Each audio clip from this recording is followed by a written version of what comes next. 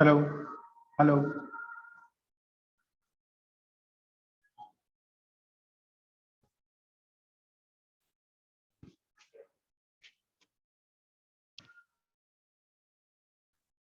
Hello. आवाज आ रही है बच्चों?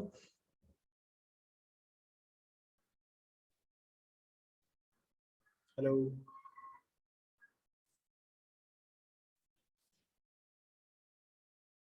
चलो ठीक है।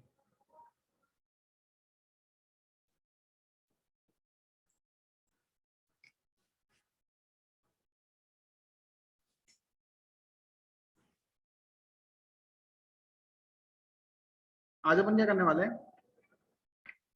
ट्रांजिस्टर स्टार्ट करने वाले हैं। ठीक है।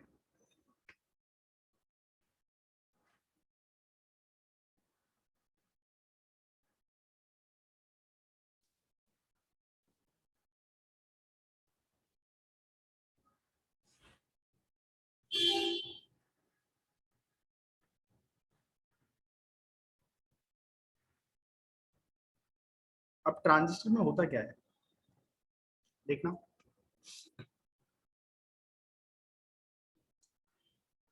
ट्रांजिस्टर में क्या होता है, तीन पोर्शन होते हैं। ट्रांजिस्टर में क्या होता है, तीन पोर्शंस होते हैं इस तरह के।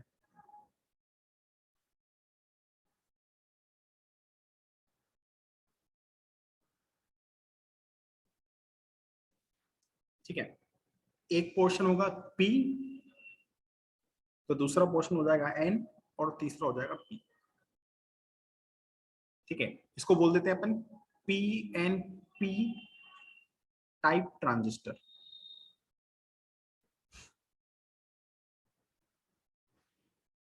जैसे पीएन जंक्शन में क्या होता है, एक पी रहता है एक एन रहता है।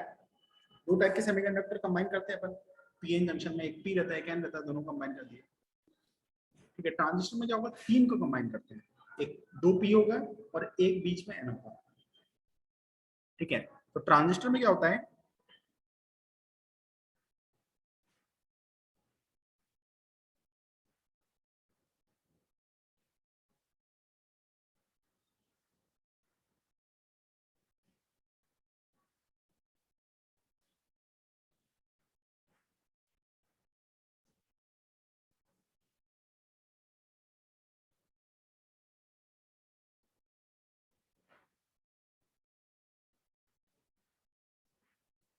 ठीक है, ट्रांजिस्टर में एक पी टाइप के सेमीकंडक्टर को दो एन के बीच में सैंडविच कर देते हैं, या फिर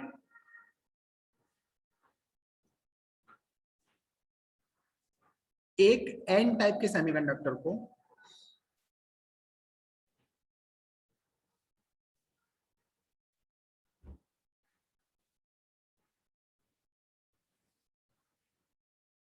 दो पी टाइप के सेमीकंडक्टर के बीच में सैंडविच कर देते हैं।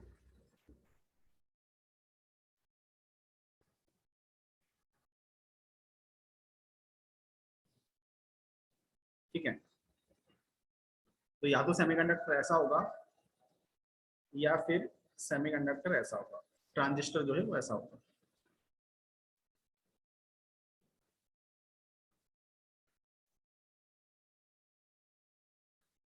ठीक है। एन, बीच वाला पी, तीसरा वाला एन।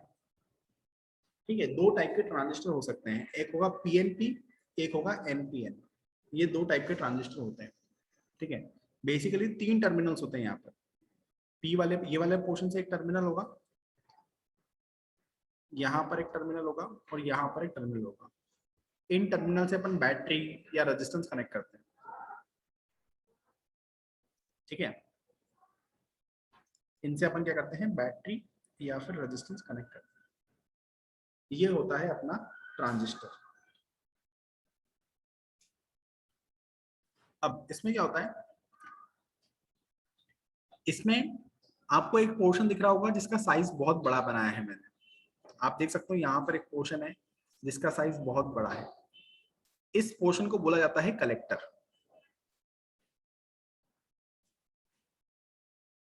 जिसका साइज सबसे बड़ा होता है उसको बोला जाता है कलेक्टर।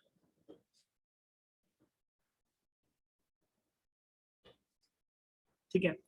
फिर आपको एक मॉडरेट साइज का दिखाई दे रहा होगा यहाँ पर, इसका साइज मॉडरेट है और इसका साइज बहुत छोटा सा है। ठीक है, तो जिसका साइज मॉडरेट होता है उसको बोलते हैं अपन एमीटर। यहाँ पर भी अपन इसको बोलेंगे एमीटर। और जो बीच वाला पोर्शन होता है इसको बोला जाता है बेस। जो बीच वाला पोर्शन है उसको बोला जाता है बेस। ठीक है, तो ट्रांजिस्टर में तीन चीज होती है, एक होता है एमीटर, एक होता है बेस और एक होता है कलेक्टर। ठीक है, ट्रांजिस्टर में तीन चीजें होती है,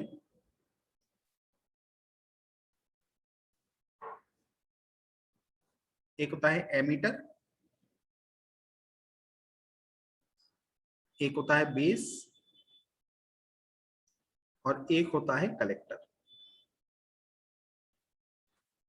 ठीक है, अब एमीटर के बारे में अगर अपन बात करें तो एमीटर वाला जो पोर्शन है वो होता है सबसे हेविली डोप्ड। जो एमीटर होता है वो क्या होता है, सबसे हेविली डोप्ड होता है। हेविली डोप्ड, हेविली डोप्ड का मतलब समझते हो तुम लोग, कि हमने बहुत सारी इंप्योरिटी डाल रखी है यहाँ पर। जो एमीटर वाला पोर्शन होगा इसमें अपन क्या करते हैं, डोपिंग बहुत ज्यादा रखते हैं, बहुत ज्यादा इंप्योरिटी इसके अंदर ऐड करते हैं। और ऐसा इसलिए कर रहे हैं क्योंकि हमारा जो मेजर करंट फ्लो होता है ना वो एमीटर की वजह से होता है। जो मेजर हम करंट फ्लो कराना चाहते हैं वो इस सेमीकंडक्टर की वजह से कराना चाहते हैं। तो उस वजह से अपन क्या करते हैं, इसको बहुत ज्यादा हैवीली डोप रखते हैं। ठीक है, एमीटर को सबसे ज्यादा डोप रखते हैं। जो बेस है उसको बहुत ही ज्यादा लाइटली डोप करते हैं, इसको सबसे लाइटली डोप, और कलेक्टर को मॉडरेटली डोप करते हैं।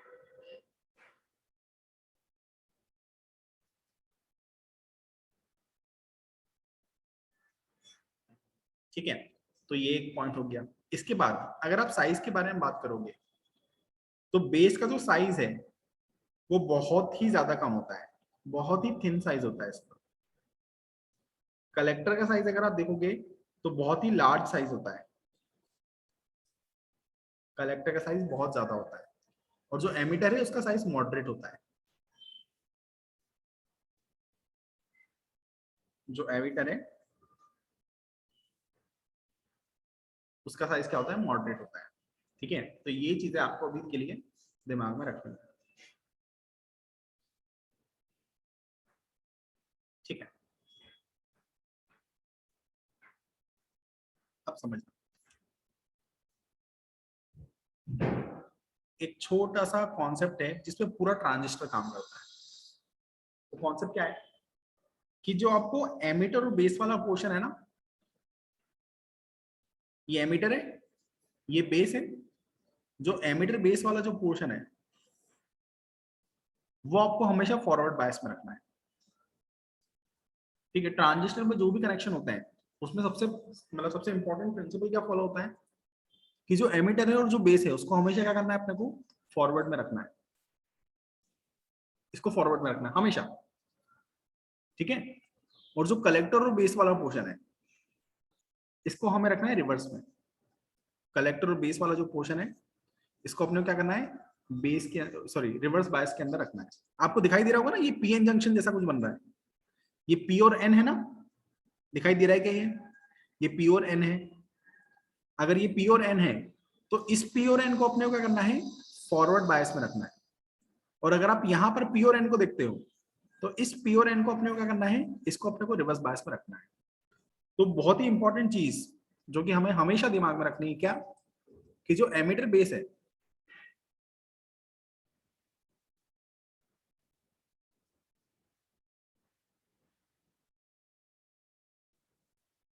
The emitter base junction is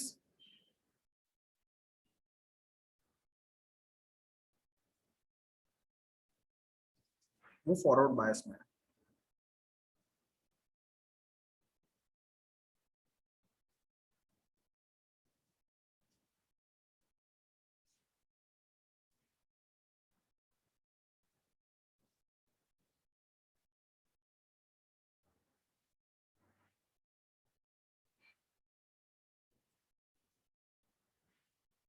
ठीक है, एमीटर बेस को फॉरवर्ड में रखना है, कलेक्टर बेस को रिवर्स में रखना है। ठीक है, अब फॉरवर्ड में रखने का मतलब क्या होता है तुम लोग को पता है? फॉरवर्ड बायस का मतलब क्या होता है? रिवर्स बायस का मतलब क्या होता है? ये पता है सभी को? फॉरवर्ड बायस का मतलब है पी को पॉजिटिव टर्मिनल से कनेक्ट करा है और एन को नेगेटिव टर्मिनल के साथ कनेक्ट करा है।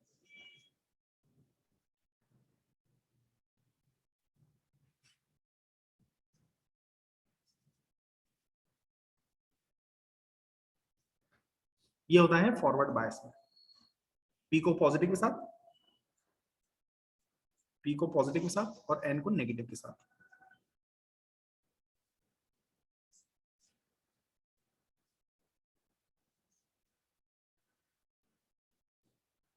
ठीक है, और क्या खास बात है फॉरवर्ड बायस में?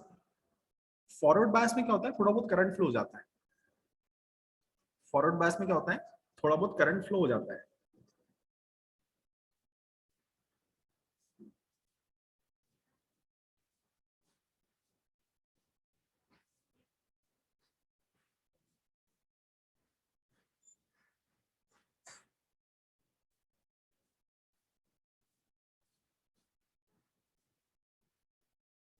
ठीक है, इसके बदले में अगर आप रिवर्स बायस के बारे में बात करोगे तो रिवर्स बायस में क्या होता है, रिवर्स में पी को नेगेटिव टर्मिनल से कनेक्ट करते हैं। जो पी वाला पोर्शन है उसको क्या करा जाता है, पी को नेगेटिव के साथ कनेक्ट करा जाता है और एन को पॉजिटिव के साथ कनेक्ट करा जाता है।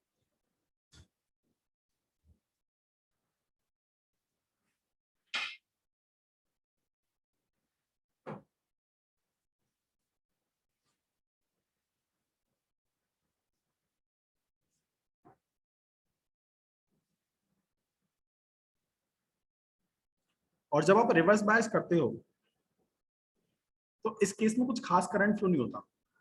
इस केस में या तो आप ऐसा बोल सकते हो कि बहुत ही ज्यादा कम करंट फ्लो हो रहा है, या तो फिर आप ऐसा बोलते हो कि इसमें करंट फ्लो हो ही नहीं रहा है। तो रिवर्स बायस में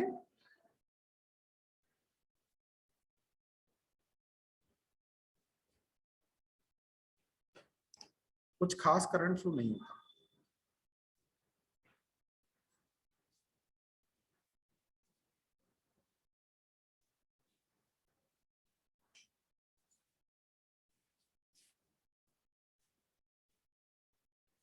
ठीक है,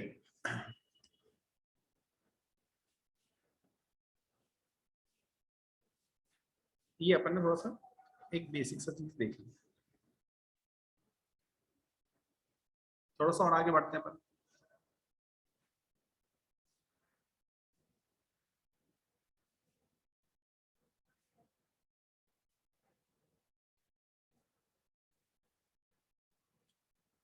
ट्रांजिस्टर की वर्किंग के बारे में थोड़ा सा चीजों को समझते हैं कि ट्रांजिस्टर कैसे काम करता है।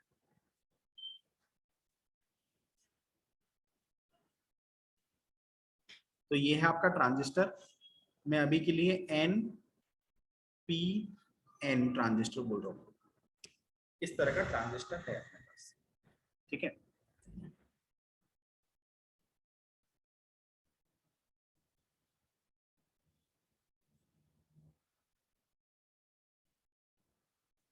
ठीक है, ये वाला पोर्शन है एमीटर, बीच वाला पोर्शन है बेस और ये वाला पोर्शन है कलेक्टर। ठीक है, अब देखना मैं क्या कर रहा हूँ।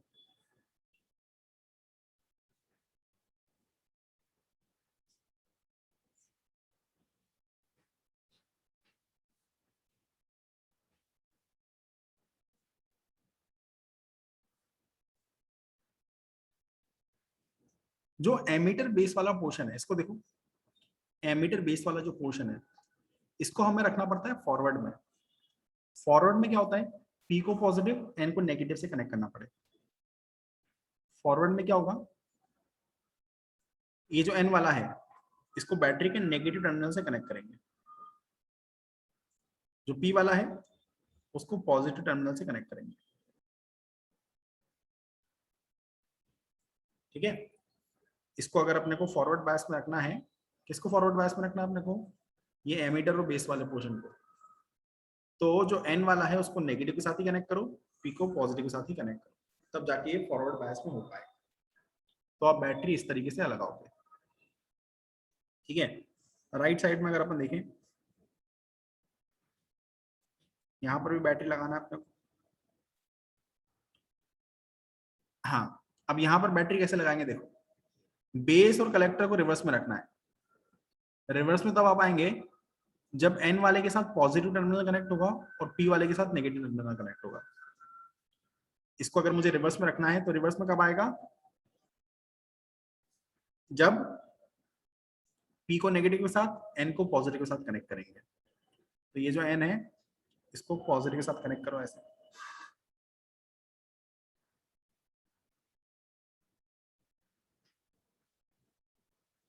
ठीक है, तो ये अपन ने बैटरी लगा दी।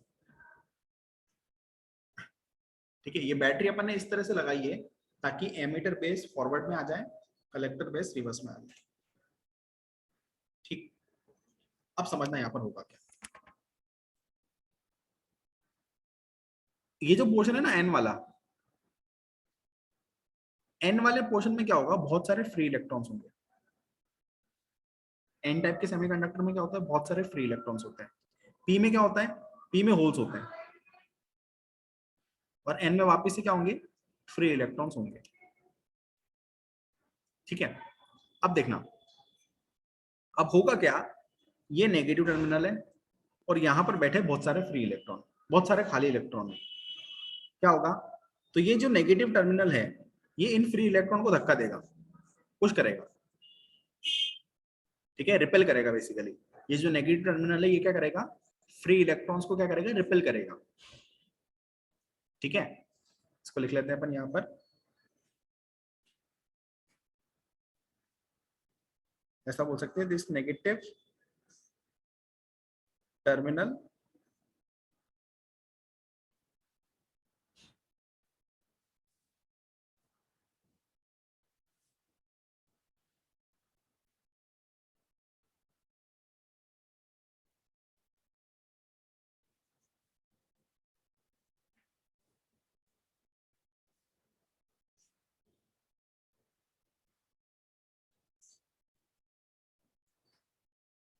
ठीक है, अब रिपल्शन की वजह से क्या होगा, धक्का तो लग गया। धक्का लगने की वजह से ये इलेक्ट्रॉन्स आएंगे बाहर, ये इलेक्ट्रॉन्स इधर भागेंगे। ठीक है, धक्का लगने की वजह से ये इलेक्ट्रॉन्स क्या करते हैं, ऐसे भागते हैं।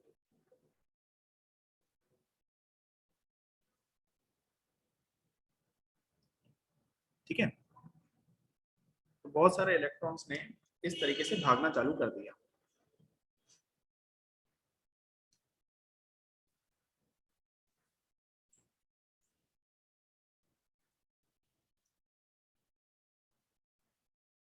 अब पॉइंट समझना, पॉइंट ये है कि आपने क्या करा था, ये जो बेस वाला पोर्शन है ना, जो बेस वाला पोर्शन है ना, दिखाई दे रहा है आपको, ये आपने रखा था बहुत छोटा। बेस वाला जो पोर्शन है वो बहुत पतला रखा था। बहुत पतला रखने की वजह से क्या होता है, ज्यादातर इलेक्ट्रॉन जो यहाँ से आ रहे थे वो चुपचाप सीधे सीधे चले जाते हैं। वो इस बेस को है ना सीधे क्रॉस करके बाहर चले जाते हैं। बेस वाला जो पोर्शन है इसको देखो आप, बहुत ही पतला सा है। बहुत पतला सा होने की वजह से ज्यादातर इलेक्ट्रॉन जो यहाँ से निकल रहे थे वो इलेक्ट्रॉन्स इस रीजन को क्रॉस करके कलेक्टर में एंटर कर जाते हैं। ठीक है, तो यहाँ पर क्या होता है,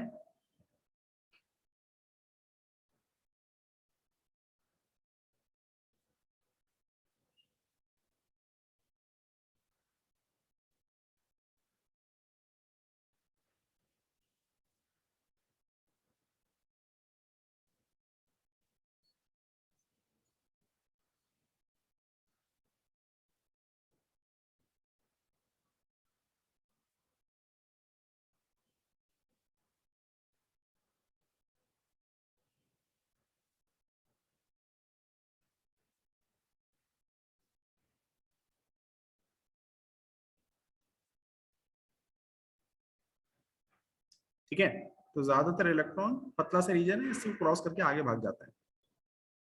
अब आगे भागने के बाद क्या होता है, इलेक्ट्रॉन यहाँ पहुंच गया और यहाँ पर देखो बैटरी का पॉजिटिव टर्मिनल बैठा हुआ है। ये इलेक्ट्रॉन को क्या कर लेगा, ये पॉजिटिव टर्मिनल इलेक्ट्रॉन को अपनी तरफ अट्रैक्ट कर लेगा।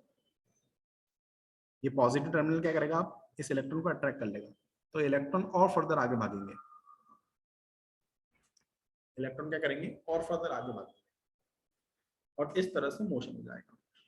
अब यहाँ पर होता क्या है, देखो यार ऐसा है कि बहुत सारे इलेक्ट्रॉन यहाँ से निकले थे। अब ऐसा जरूरी तो नहीं कि सारे के सारे इलेक्ट्रॉन क्रॉस कर जाए। कुछ इलेक्ट्रॉन क्या होते हैं, कुछ इलेक्ट्रॉन यहाँ पर आके रुक जाते हैं और वो इलेक्ट्रॉन यहाँ पर आने के बाद इस सर्किट में ऐसे मूव कर जाता है। वो आगे जाने के बजाय कोई मतलब 10 में से एक आध इलेक्ट्रॉन ऐसा होता है जो कि सीधे क्रॉस करने के बजाय क्या करता है, यहाँ से यू टर्न मार लेता है, यहाँ से वो इधर एंटर कर जाता है। ठीक है, लेकिन ऐसे इलेक्ट्रॉन्स बहुत कम होते हैं। ऐसे इलेक्ट्रॉन्स क्या होते हैं, बहुत कम होते हैं। ठीक है, तो मेजोरिटी ऑफ इलेक्ट्रॉन्स तो क्रॉस कर गए, लेकिन थोड़े से इलेक्ट्रॉन्स यहाँ पर भी चले गए। जो थोड़े से इलेक्ट्रॉन्स यहाँ पर गए ना, जो थोड़े से इलेक्ट्रॉन यहाँ पर जा रहे हैं, उन इलेक्ट्रॉन की वजह से क्या होगा, जो थोड़े से इलेक्ट्रॉन इधर जा रहे हैं उन इलेक्ट्रॉन की वजह से क्या होगा, यहाँ पर एक करंट जनरेट होगा।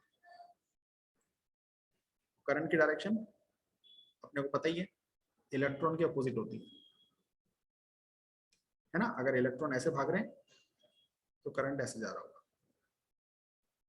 ठीक है, अगर आप यहाँ पर देखो, इन इलेक्ट्रॉन्स को देखो, इलेक्ट्रॉन ऐसे भाग रहे हैं, इलेक्ट्रॉन अगर ऐसे भाग रहे हैं तो हमारा करंट इसके अपोजिट में भाग रहा होगा। तो यहाँ पर अगर आप करंट मार्क करोगे तो करंट ऐसे भाग रहा होगा। ठीक है, दूसरी साइड देखो आप,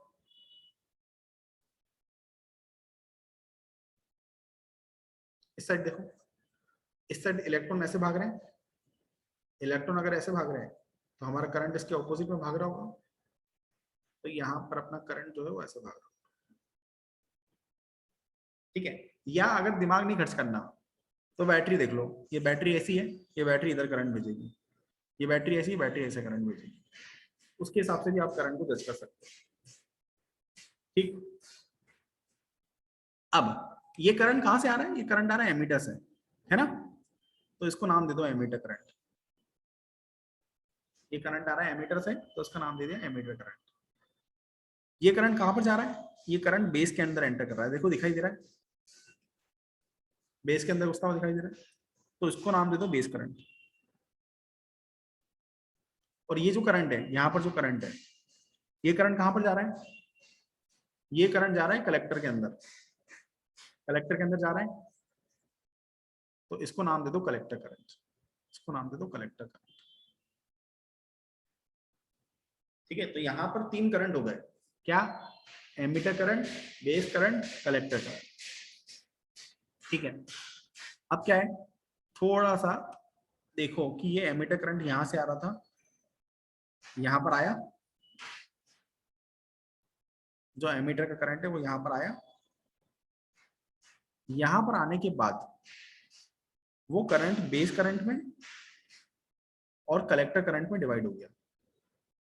जो एमीटर करंट यहां पर आ रहा था, वो एमीटर करंट यहां पर पहुंचने के बाद बेस करंट और कलेक्टर करंट में डिवाइड हो गया। तो हम क्या बोल सकते हैं कि this emitter current must be equal to base current plus collector current. क्या ये बात दिखाई दे रही है?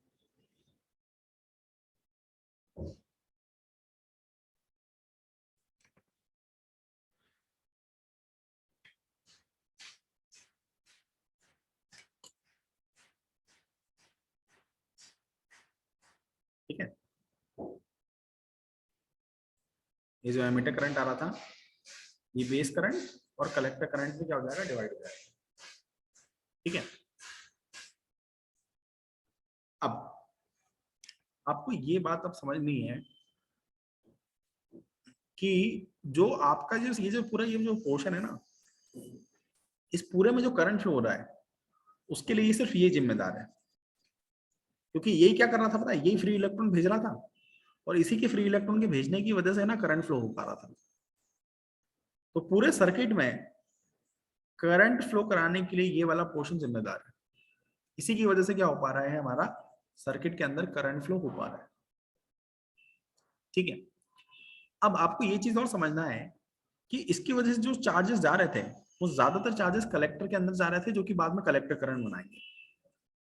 तो मेजोरिटी ऑफ चार्जेस जो यहां से निकल रहे थे वो क्या कर रहे हैं, वो कलेक्टर करंट बना रहे हैं, और बहुत ही कम ऐसे चार्जेस हैं जो नीचे गए और वो बेस करंट बना रहे हैं। तो होता क्या है, यहाँ पर ये जो बेस करंट होता है ना, ये बहुत छोटा सा होता है, बहुत छोटा सा होता है। मतलब ये कितना होता है, जो बेस करंट है, base current is approximately 5% of emitter current. यहां से जो करंट जा रहा था ना, उस करंट का 5% करंट यहां पर जाता है, और बचा हुआ 95% कलेक्टर में जाता है। ठीक है, तो जो कलेक्टर करंट है वो क्या है, वो 95% है एमीटर करंट का।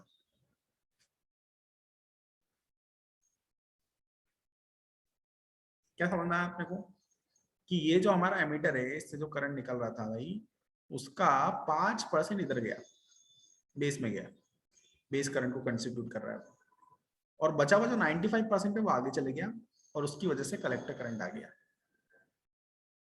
ठीक है, so this collector current is 95% of emitter current, and this base current is only 5% of emitter current. ठीक है, ठीक है भाई। अब मैं क्या कर रहा हूं, इस पूरी इक्वेशन को कलेक्टर करंट से डिवाइड कर रहा हूं। पूरी इक्वेशन क्या कर रहा हूं, कलेक्टर करंट से डिवाइड कर रहा हूं। तो हो जाएगा emitter current by collector current equals to 1 plus base current upon collector current. Divide कर दिया भाई कलेक्टर करंट से। ठीक है, अब ये जो क्वांटिटी आई ना, इस क्वांटिटी को लिखेंगे अपन 1 अपॉन अल्फा।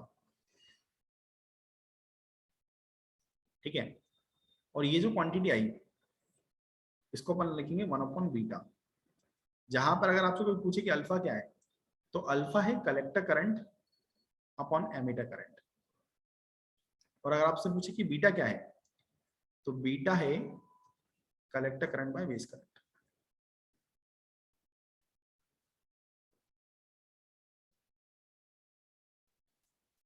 क्या समझ में आया आपने को, हमने क्या करा, ये कलेक्टर करंट जो है ना, इस कलेक्टर करंट से पूरी इक्वेशन को डिवाइड कर दिया।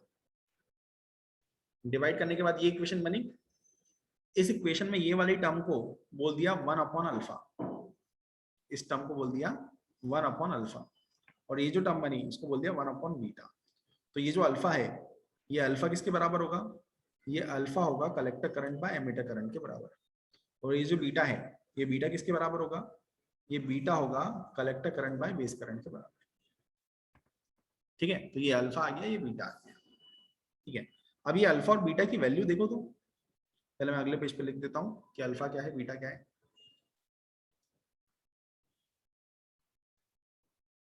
Alpha is collector current by emitter current and beta is collector current by base current. ठीक है, अब जो कलेक्टर करंट होता है, जो कलेक्टर करंट है वो 95% ऑफ एमीटर करंट के बराबर होता है। तो हम चाहे तो कलेक्टर करंट को लिख सकते हैं 0.95। ठीक है, ये वैल्यू यहां पर पुट कर रहे हैं।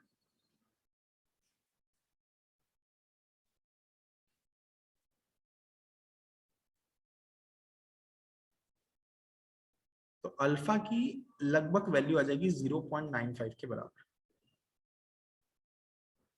अल्फा की जो लगभग वैल्यू होती है 0.95 के बराबर होती है।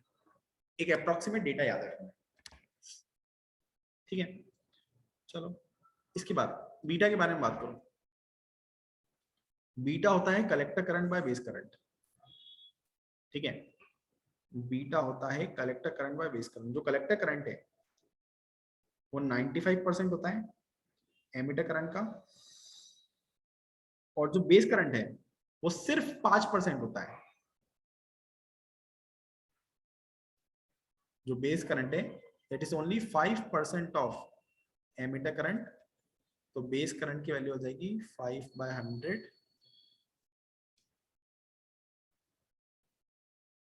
ठीक है, ये वैल्यू अपन ने यहां पर पुट कर दी थी। तो collector current is equal to 0.95 emitter current, base current is equal to 0.05 emitter current. ये हो जाने के बाद इसको अगर अपन सिंप्लीफाई करेंगे तो जो बीटा है इसकी approximate value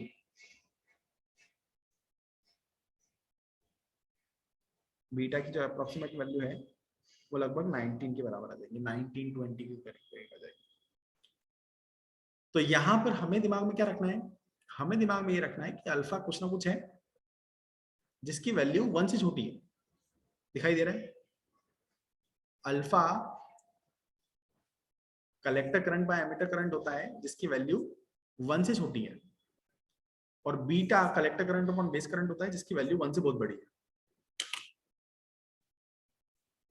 beta collector current by base current होता है जिसकी वैल्यू 1 से क्या है, काफी ज्यादा बड़ी।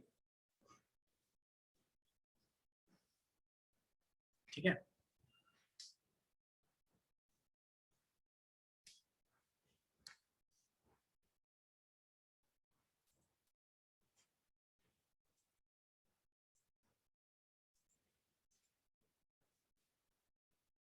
ये एक बेसिक सा अभी अपन ने आइडिया देखा है कि ट्रांजिस्टर में किस तरीके से करंट फ्लो हो रहा है, किस तरीके से करंट डिस्ट्रीब्यूट हो रहा है, कलेक्टर करंट कितना होता है, एमीटर करंट कितना होता है, बेस करंट कितना होता है, इसके बारे में हल्का हल्का सा ऊपर ऊपर आइडिया देखा है अपन ने।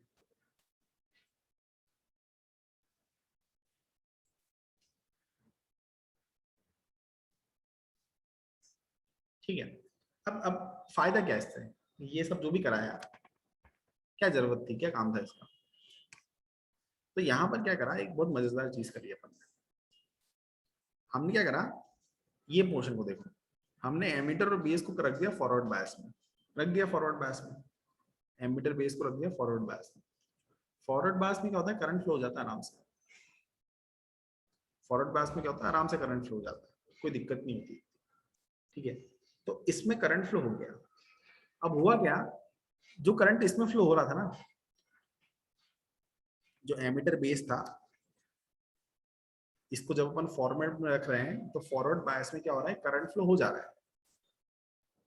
इस करंट की वजह से ही कलेक्टर से करंट फ्लो हो रहा है। आपको ये बात समझ में आ रही है कि इसकी वजह से कलेक्टर में क्यों करंट फ्लो हो रहा है, ये समझ में आ रहा है। क्योंकि जो चार्ज है, जो इलेक्ट्रॉन थे वो तो यहीं से निकले, जो इलेक्ट्रॉन थे वो तो एमीटर से निकले, वही इलेक्ट्रॉन की वजह से तो कलेक्टर में करंट गया। तो हमने क्या करा, बहुत ही स्मार्टली इस पोर्शन को फॉरवर्ड बायस में रखा। फॉरवर्ड बायस में रखने की वजह से हमने क्या करा, दूसरे पोर्शन में करंट जनरेट कर दिया। जो दूसरा पोर्शन था उसके अंदर क्या कर दिया अपन ने, करंट जनरेट कर दिया। अब होगा क्या कि हम क्या करते हैं, फॉरवर्ड बायस यहां पर करते हैं, फॉरवर्ड बायस में थोड़े से वोल्टेज पे करंट फ्लो हो जाता है। ठीक है, तो उसके वजह से यहाँ पर करंट फ्लो करा दिया, और लगभग उतना पूरा करंट यहाँ पर फ्लो जाता है कलेक्टर वाले पोर्शन। तो हमने थोड़ा सा वोल्टेज लगा के अच्छा खासा करंट जनरेट कर दिया, और यहाँ पर इस पोर्शन में अपन क्या करते हैं, हेवी रेजिस्टेंस लगा देते हैं। ये जो पोर्शन होता है ना, कलेक्टर वाला पोर्शन, इसमें लगा देते हैं बहुत हेवी रेजिस्टेंस। तो क्या हुआ कि एक छोटा सा वोल्टेज जिसने वहां पर करंट प्रोड्यूस करा, फिर जितना करंट वहां प्रोड्यूस हुआ उतना ही करंट इस पोर्शन में एंटर कर गया, और इस पोर्शन में फिर अपन ने रेजिस्टेंस बहुत हाई रख दिया। उस रेजिस्टेंस के हाई रखने की वजह से क्या होगा, रेजिस्टेंस के हाई रखने की वजह से जो पोटेंशियल डिफरेंस अपने को यहाँ पर आउटपुट में मिलेगा, इस पोर्शन में जो अपने को पोटेंशियल डिफरेंस मिलेगा, यहाँ पर एक रेजिस्टेंस और लगा देते हैं। ठीक है, उसके अक्रॉस जो पोटेंशियल डिफरेंस मिलेगा वो बहुत ज्यादा मिलेगा। तो हम क्या करते हैं, एक छोटा सा वोल्टेज इनपुट के फॉर्म में रखते हैं, और उस छोटे से वोल्टेज की हेल्प से हम यहाँ पर एक बहुत बड़ा वोल्टेज जनरेट कर सकते हैं। 10 से 20 गुना ज्यादा बड़ा वोल्टेज आप जनरेट कर सकते हैं।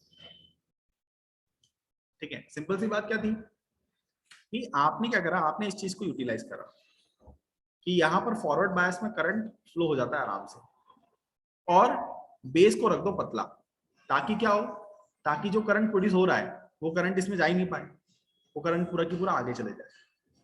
तो होगा क्या, इसमें आसानी से करंट प्रोड्यूस करा और वो करंट आगे वाले सर्किट में भेज दिया, और आगे वाला सर्किट में है ना बहुत हाई रेजिस्टेंस था, तो उस हाई रेजिस्टेंस की वजह से जब ये करंट फ्लो होके जाएगा तो एक बहुत बड़ा वोल्टेज जनरेट हो जाएगा, और उस बड़े वोल्टेज जनरेट होने की वजह से आपने क्या करा, एक छोटे से वोल्टेज को बड़े वोल्टेज के अंदर कन्वर्ट कर दिया। ठीक है, तो ये एक एम्पलीफायर की तरह यूज हो सकता है, ये वोल्टेज को एम्पलीफाई करने की काम आ जाता है।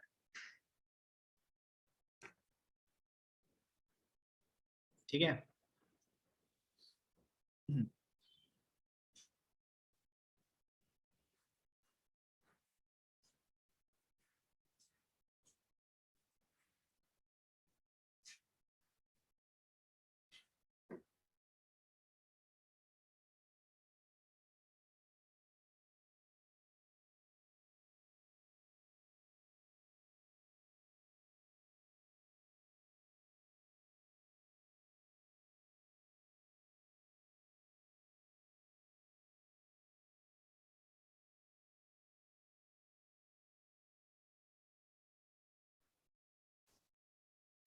चलो थोड़ा सा और है ना, बेसिक बेसिक चीजें और कवर कर लेते हैं, फिर ट्रांजिस्टर को बचा हुआ अगली क्लास में देखेंगे।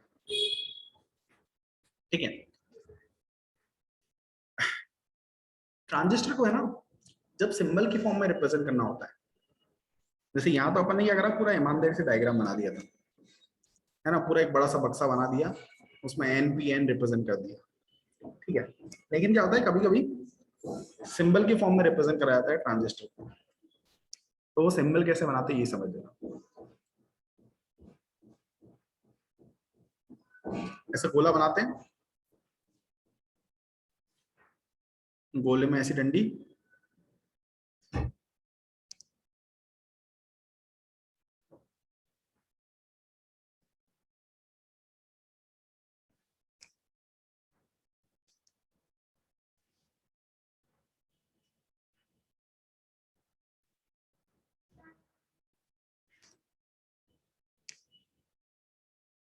ठीक है, इस तरह का कुछ सिंबल होता है ट्रांजिस्टर का, इस तरह का सिंबल होता है अपना ट्रांजिस्टर, जिसमें ये जो होता है ना, ये वाला जो पोर्शन होता है ना, ये वाला, इसको बोलते हैं बेस, ये वाला टर्मिनल रिप्रेजेंट करता है बेस वाला टर्मिनल को।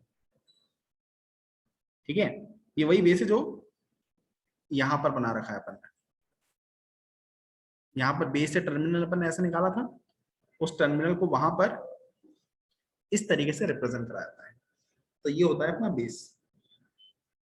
ठीक है, बेस बना लेने के बाद ये जो बची हुई दो लाइंस हैं, ये वाली लाइन और ये वाली लाइन, इन दो में से किसी एक लाइन पे एरो बना होता है, इन दोनों में से किसी एक पे एरो बना होता है, मान लो कि ऐसा एरो बना हुआ है।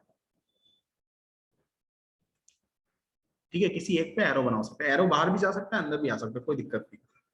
ठीक है, लेकिन किसी एक पे एरो बना होता है, जिस पे एरो बना होता है ना वो होता है एमीटर, जिस पे एरो बना होता है वो क्या होता है, एमीटर, और जिस पे एरो नहीं बना होता है वो बचा कुचा कलेक्टर।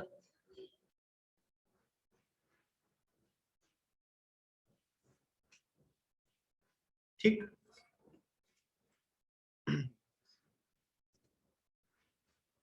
सर्कल बनाया,